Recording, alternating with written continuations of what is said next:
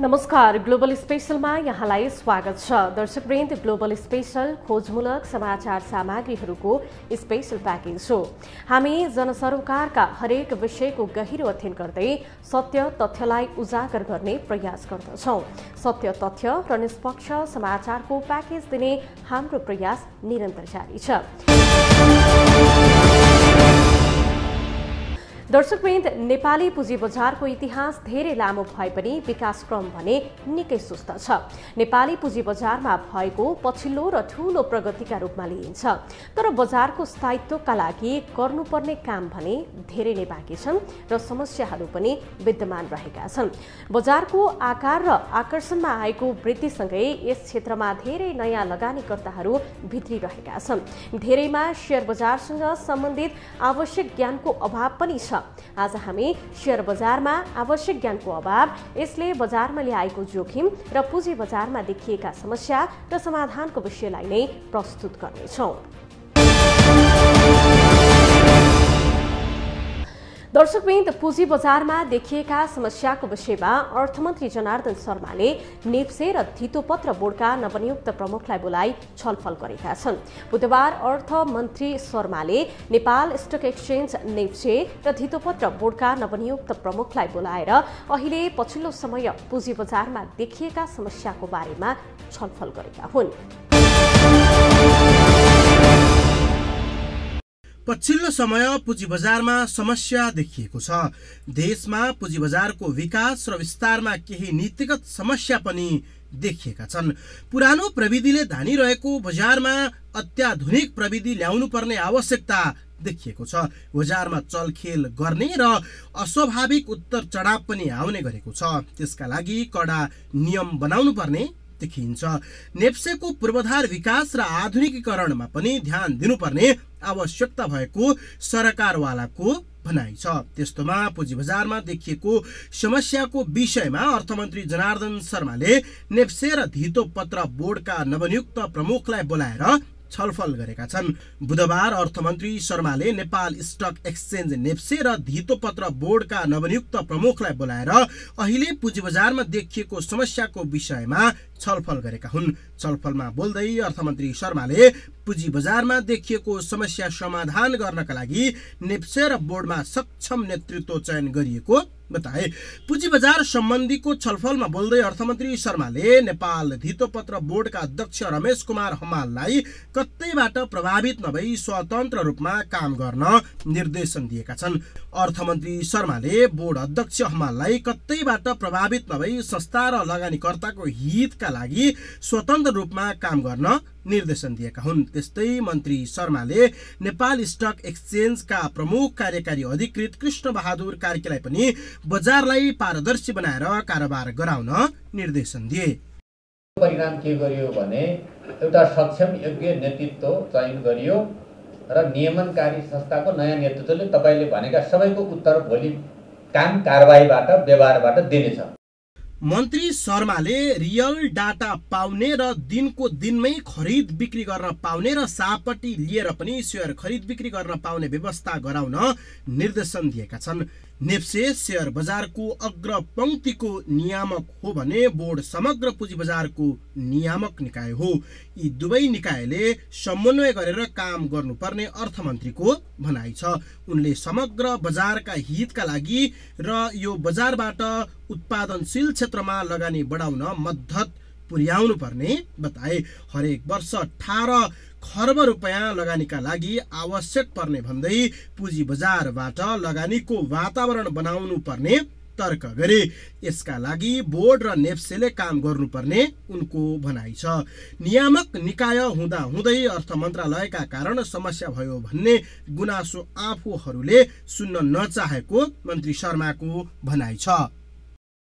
त्यस्तै कार्यक्रममा बोल्दै नेपाल धितोपत्र बोर्डका अध्यक्ष रमेश कुमार हमालले शेयर बजारमा देखिएको समस्या समाधान गर्नका लागि बोर्डले काम गरिरहेको बताए। उनले पुँजी बजार सुधारका लागि केही कानुनमा सुधार गर्नुपर्ने तर्क समेत गरे। अध्यक्ष हमालले अनलाइन प्रणालीमा सुधार गर्नुपर्ने देखिएकाले बोर्ड लागि परेको जानकारी दिए।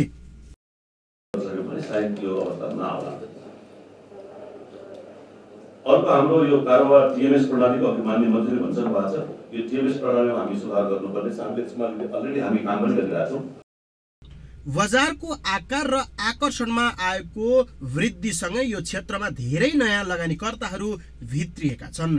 धेरैमा शेयर बजारसँग सम्बन्धित आवश्यक ज्ञानको अभाव पनि छ। यसले बजारमा जोखिम पनि बढाएको छ।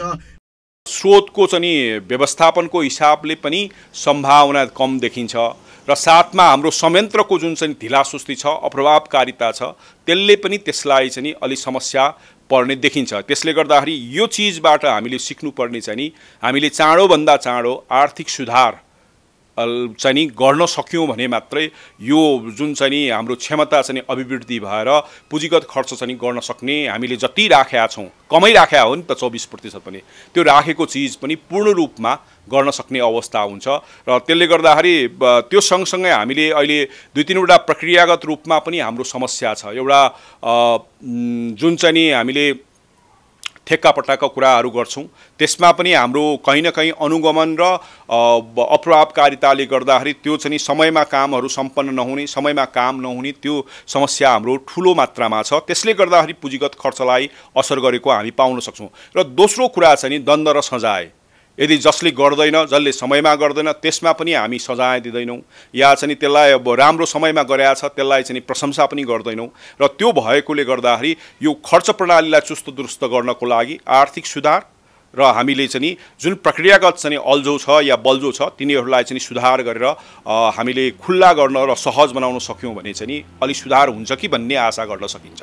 तर बढी मात्रामा चाहिँ राजनीतिक हस्तक्षेप नै हाबी भएको अहिले देखिन्छ। अब वास्तवमा हेर्नु, अर्थतन्त्रको सबैभन्दा मेरुदण्ड भनेकै सरकारको पुँजीगत खर्च बढी गर्नै पर्ने हुन्छ कि, सबभन्दा महत्त्वपूर्ण कुरा हुन्छ कि। हेर्नुहोस्, तर अब पुँजीगत खर्च नै कम हुँदाको यसको साइड इफेक्टहरू के हुन्छ भन्नुहुन्छ भने हाम्रो रोजगारीमा यसको प्रत्यक्ष असर पर्छ। जनताले रोजगारी पाउनमा गाह्रो हुन्छ। यहाँनिर ब्याङ्किङ सिस्टममा लिक्विडिटी क्राइसिस बढ्छ, जुन तरलताको अभाव देखिरहेको एउटा कारण यो हाम्रो पुँजीगत खर्च कम भएर पनि हो। सबैभन्दा धेरैभन्दा धेरै यदि जति धेरै पुँजीगत खर्च गरिन्छ त्यति धेरै मार्केटमा मनी सप्लाई हुन्थ्यो र त्यो पैसा चाहिँ के हुन्थ्यो भन्दा ब्याङ्किङ च्यानलमा आउने भएकोले गर्दा हाम्रो लिक्विडिटी क्राइसिसको जुन अहिलेको तरलताको जुन अभावको अहिले जुन सिचुएसन छ, यो सिचुएसन पनि के हुन्थ्यो भन्दाखेरि कम हुँदै जान्थ्यो। हेर्नुहोस्, र दोस्रो कुरा के भन्नुहुन्छ भने हाम्रो देशको चाहिँ यो कस्तो भन्दाखेरि नियमित समस्या जस्तै छ क्या पुँजीगत खर्च कम हुनु भन्ने कुरा चाहिँ कि फेरि। अनि त्यो भएको हुनाले गर्दाखेरि चाहिँ अर्थतन्त्रका जुन यो बृहत अर्थतन्त्र भन्छ नि, जुन म्याक्रो इकोनोमिक इन्डिकेटर्सहरू छ जसमा चाहिँ हाम्रो इन्फ्लेसनको कुरा छ, इन्फ्लेसनमा चाहिँ यसले अलिकति कन्ट्रोल गरेको हुन्छ। हेर्नुहोस् है, नत्र भने आर्थिक वृद्धिदेखि लिएर हाम्रो आर्थिक समृद्धिको कुरादेखि लिएर अनि ब्याङ्किङ क्षेत्रमा भएको जुन लिक्विडिटीको प्रब्लमदेखि लिएर रोजगारीको कुराहरूदेखि लिएर र अर्थतन्त्रलाई चलायमान बनाउने कुरा, यो सम्पूर्ण कुरामा चाहिँ यसको प्रत्यक्ष प्रभाव रहन्छ। हेर्नुहोस्, र यसको पोजिटिभ प्रभाव भन्दा पनि नेगेटिभ प्रभाव धेरै हुन्छ यदि यो पुँजीगत खर्च कम भयो भने। हेर्नुहोस्, बजारमा परामर्शदाता सेवा अभाव छ। शेयरसँग सम्बन्धित बहस पनि हुने गरेको छैन। व्यवस्थापन र लगानी विषयका पाठ्यक्रमहरूमा पनि पूर्ण सामग्री समावेश नगरिँदा यसका सम्बन्धित विद्यार्थीहरू पनि अन्योलमा आउने गरेका छन्। त्यसकारण सरकारले बजारमा शेयर बजारको शिक्षालाई अभियानकै रूपमा अगाडि बढाउनु पर्ने देखिएको छ।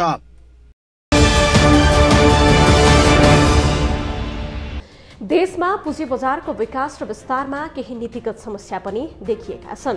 पुरानो प्रविधिले थानिरहेको बजारमा अत्याधुनिक प्रविधि ल्याउनु पर्ने आवश्यकता देखिएको छ।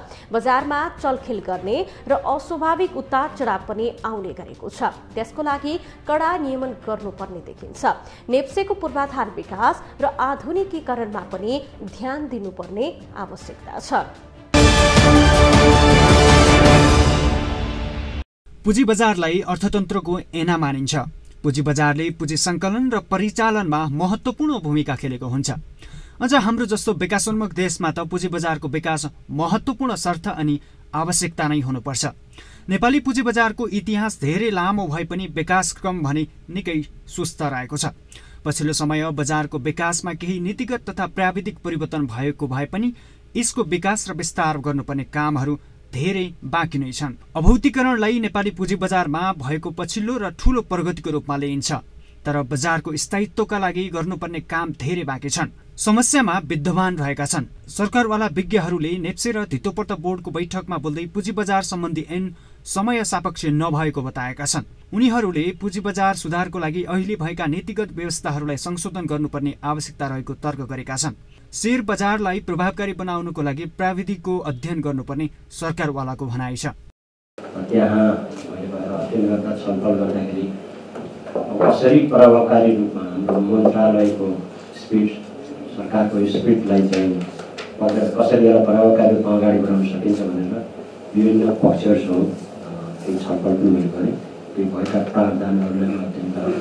त्यहाँ भएको जोडिएको प्रविधिको बारेमा पनि भित्र र बाहिरबाट अध्ययन गर्ने, बाहिरको गुनासोहरूलाई पनि लिएर अध्ययन गर्ने काम मैले केही हदसम्म गरेँ र मन्त्रीजीको वास्तवमा निर्देशन अनुसार हामीले चाहिँ उफ्रेर अगाडि जाँदाखेरि यहाँ मैले पहिले नै केही नीतिगत सुधारहरू हाम्रो पुँजी बजार सम्बन्धी ऐन 2063 छ, नियमहरू पनि समय सापेक्ष छैन, त्यहाँबाट नै हामीले सुरु गर्नुपर्छ।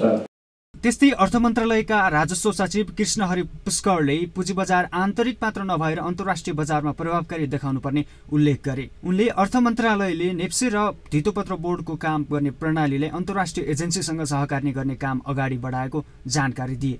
खाली डोमेस्टिक एफेयर्स भन्दा पनि इन्टरनेसनल एफेयर्सबाट पनि केही न केही कुराहरू लिङ्केज र प्रभावित पनि हुन्छ र हाम्रा कारोबारहरू इन्टरनेसनली र डोमेस्टिकली पनि कम्पेटेबल पनि हुनुपर्छ। त्यसको लागि पनि यो हाम्रा सेवनलाई वा नेप्सेका काम कारबाही र पद्धतिलाई पनि हामीले विभिन्न छिमेकी मुलुकहरूसँग र हाम्रा जस्तै पनि अरू पनि इन्टरनेसनल एजेन्सीजहरूसँग पनि त्योसँग पनि एक खालको आबद्धता र इन्गेजमेन्ट गराउने कुरा पनि अगाडि बढिरहेको अवस्था छ। त्यस्तै अब अहिले अटोमेसनका कुराहरू निश्चित रूपमा एउटा कन्टेक्स्टमा ल्याएको सफ्टवेयर अहिले काम नलाग्न सक्छ, किनभने प्रविधिको विकास भइरहेको छ, पुँजीको कुराहरू पनि भइरहेको छ। यी सबै कुराहरूलाई व्यवस्थापन गर्नको लागि अर्थ मन्त्रालय विभिन्न खालका गृह कार्य पनि सुरु गरेको अवस्थाहरू छ र त्यसको लागि जुन अथोरिटी छ अहिले सेवन छ, नेप्स तीहरू पनि गर्छन् र आगामी दिनमा यहाँहरूले भनेका कुराहरूलाई चाहिँ हामी राम्रो तरिकाले सम्बोधन गर्नको लागि काम भइरहेको छ र अहिले कमिटमेन्ट पनि उहाँहरूबाट आइसकेको छ।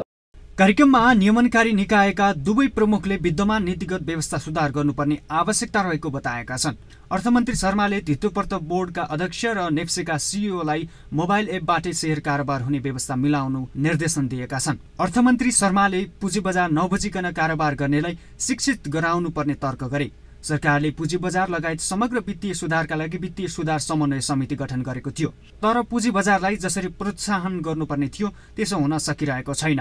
पुँजी बजार, मुद्रा व्यवस्थापन र दीर्घकालीन स्रोत व्यवस्थापनमा देखिएको समस्या समाधानका लागि सरकार लागि पर्नुपर्छ।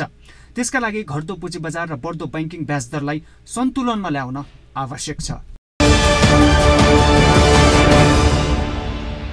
सरकारले बजारमा शेयर बजारको शिक्षालाई अभियानकै रूपमा अघि बढाउनु पर्ने आवश्यकता छ, जसबाट शेयर बजारमा भित्रन चाहने नयाँ लगानीकर्ताहरूलाई सहज पनि हुन्छ र शेयर साक्षरताकै अभावले बजारमा आउने जोखिमलाई पनि कम गर्न सकिन्छ। यता पुँजी बजार, मुद्रा व्यवस्थापन र दीर्घकालीन स्रोत व्यवस्थापनमा देखिएको समस्या समाधानका लागि सरकार लागि पर्नुपर्छ। त्यसका लागि घट्दो पुँजी बजार र बढ्दो बैंकिङ ब्याज दरलाई सन्तुलनमा ल्याउन उत्तिकै जरुरी छ। हस्त आजको लागि ग्लोबल स्पेशल यति नै। भोलि अर्को विषयको सामग्री लिएर आउने नै छौँ। तबसम्मका लागि तपाईँ ग्लोबल टेलिभिजन सँगै रहनुहोला। नमस्ते।